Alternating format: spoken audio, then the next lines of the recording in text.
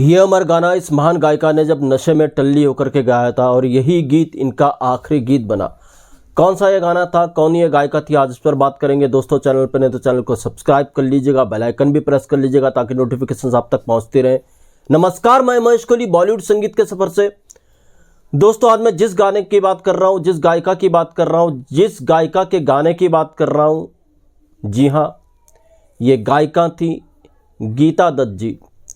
गीता दत्त जी Indian film industry में अगर acting में ट्रेजेडी क्वीन किसी को कहा गया वो थी मीना कुमारी जी।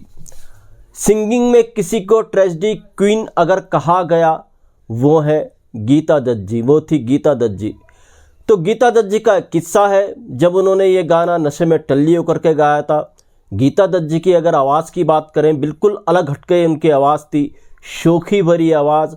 और उनके युगल गीत जो ज़्यादातर मशहूर हुए वो रफ़ी साहब के साथ मशहूर हुए। तो ऐसा रुतबा था गीता दत्त जी का, एक दौर गीता दत्त जी के नाम था।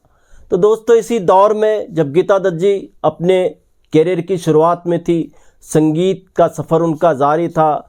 इसी सफ़र के दौरान उनकी मुलाकात होती है गुरुदत्त साहब से 50 के दशक के शुरुआत में। उस वक्त गुरुदत्त साहब अपकमिंग डायरेक्टर थे और यही मुलाकात जब 50 के दशक के शुरुआत में होती है, मुलाकात प्यार में बदलती है और फिर ये गुरुदत्त साहब और गीता दत्त जी शादी कर लेते हैं। इनकी शादीशुदा ज़िंदगी खुशहाल थी, अच्छी खासी इनकी मैरिज लाइफ आगे बढ़ रही थी। मगर टर्निंग पॉइंट आता है दर्द भरा, जब गुरुदत्त साहब की मुलाकात हो जाती है प्यासा फिल्म के दौरान वहीदा रहमान जी से। वहीदा रहमान जी से गुरुदत्त साहब की नज़दीकियाँ बढ़ती हैं। गुरुदत्त साहब शादीशुदा थे, उनकी बीवी थी गीता दत्त जी। गीता दत्त जी से उनके बच्चे भी हो चुके थे। तो जब नज़दीकियाँ बढ़ती हैं गुरुदत्त साहब की वहीदा रहमान जी से, तो गीता दत्त जी को ये सहन नहीं होता। गीता दत्त जी काफ़ी समझाती हैं कि आप वहीदा रहमान से दूर रहिए, मगर जब ये मुमकिन नहीं हो पाता तो गीता दत्त जी अलग हो जाती हैं। गुरुदत्त साहब से अलग होने के बाद गीता दत्त जी का हाल बुरा होना शुरू हो जाता है। वो इतनी आहत हुई थी गुरुदत्त साहब और वहीदा रहमान के रिश्ते से, उन्होंने शराब भी पीना शुरू कर दिया। और जब गीता दत्त जी ने शराब पीना शुरू किया तो शराब ने उनके शरीर पर ऐसा असर डाला, उनका जो कैरियर था वो खतरे में पड़ गया। उनसे जो म्यूजिक डायरेक्टर गवा रहे थे, खासकर एस डी बर्मन साहब, ओ.पी. नैयर साहब, उनको वो वक्त नहीं दे पा रही थी। तो ओ.पी. नैयर साहब और एस डी बर्मन साहब ने रिप्लेस करना शुरू कर दिया कई गानों में गीता दत्त जी को। गीता दत्त जी के बदले वो आशा भोसले जी को गवाने लगे। तो गीता दत्त जी की फिर भी म्यूजिकल जर्नी जारी थी, परेशान थी, दुखी थी गुरुदत्त साहब के रिश्ते को लेकर के। मगर कहीं ना कहीं ऐसा भी लगने लगा था कि गीता दत्त जी की ज़िंदगी फिर से पटरी पर आ जाएगी, यानी दोनों की ज़िंदगी, गुरुदत्त साहब और गीता दत्त जी की ज़िंदगी पटरी पर आ जाएगी। क्योंकि 1962 में गुरुदत्त साहब को वहीदा रहमान जी भी छोड़कर चली गई थी।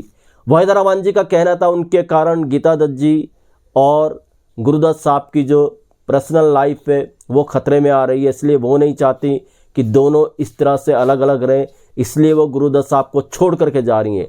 तो उन्होंने भी गुरुदत्त साहब को छोड़ दिया, यानी वहीदा रहमान ने भी गुरुदत्त साहब को छोड़ दिया। इसके बाद कहते हैं गुरुदत्त साहब आहत तो थे वहीदा रहमान के जाने के बाद, मगर कहीं ना कहीं उनके मन में एक बात आ गई थी कि वो वापस गीता दत्त के पास जाएंगे, और ये कहीं ना कहीं संभव होता भी नजर आ रहा था। कहते थे वहीदा रहमान के जाने के बाद गीता दत्त जी और गुरुदत्त साहब ने प्लान किया था वो साथ में रहेंगे। मगर दोस्तों, गीता दत्त जी की ज़िंदगी फिर गर्त में चली जाती है जब 1964 में गुरुदत्त साहब का अचानक निधन हो जाता है। अब यहाँ से गीता दत्त जी की दुख भरी ज़िंदगी और भी दुखों से भर जाती है। कहते हैं इसके बाद तो गीता दत्त जी शराब ही नहीं पिया करती थी, बल्कि वो दिन में चरस और रात को शराब का सेवन करती थी।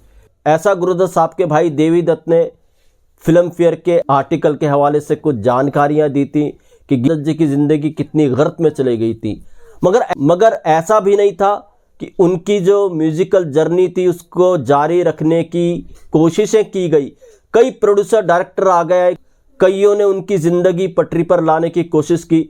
उनमें से एक डायरेक्टर प्रोड्यूसर थे बासु भट्टाचार्य। बासु भट्टाचार्य ने बहुत कोशिशें की कि गीता दत्त जी की ज़िंदगी वापस पटरी पर आ जाए, मगर ये भी मुमकिन नहीं हो सका। तो बासु भट्टाचार्य की फिल्म का एक किस्सा है, फिल्म की रिकॉर्डिंग का किस्सा है। एक गाना बासु भट्टाचार्य की फिल्म में गीता दत्त जी ने गाना था, इसके म्यूजिक डायरेक्टर थे कानू राय। तो बासु भट्टाचार्य ने कानू राय से डेट लिवाई गीता दत्त जी की। तो गीता दत्त जी जब रिकॉर्डिंग स्टूडियो पहुंची ये गाने के लिए तो लड़खड़ा रही थी, माइक्रोफोन के आगे खड़ा ही नहीं हो पा रही थी। अब म्यूजिक डायरेक्टर कानू राय भी टेंशन में, रिकॉर्डिस्ट को ये सब अजीब लग रहा था, गाना गवाएं तो गवाएं कैसे।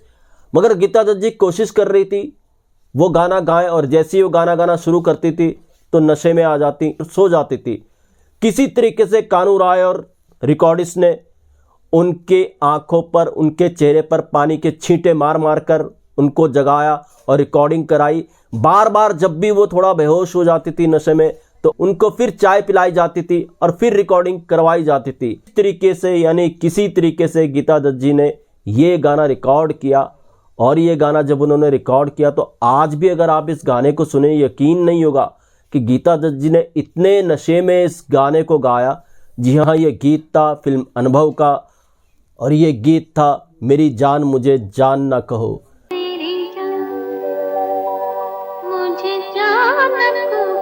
ये गाना पिक्चराइज हुआ था तनुजा जी और संजीव कुमार साहब पर। तो गीता दत्त जी की जिंदगी गर्त में जा रही थी। उन्होंने जब ये गाना रिकॉर्ड किया था उनकी माली हालत भी ठीक नहीं थी, ऐसे हालात हो चुके थे गीता दत्त जी के। और यही गीता दत्त जी का आखिरी गाना बना। इसके बाद तो 20 जुलाई 1972 में गीता दत्त जी की मृत्यु हो गई। मृत्यु का कारण भी शराब ही रही, बीमारी थी सिरोसिस ऑफ लीवर। तो इस तरह से ये शोखी भरी आवाज़ की मलिका यानी गीता दत्त जी इस दुनिया को अलविदा कह गई। रोमांटिक इन्वॉल्वमेंट तो गुरुदत्त साहब का था, मगर इसमें गीता दत्त जी की गलती क्या थी। तो दोस्तों, ऐसे भी किस्से वैसे किस्से मैं आपके लिए लेकर के आता रहूँगा। महेश कोहली को दीजिएगा इजाज़त। Goodbye, good luck and take care.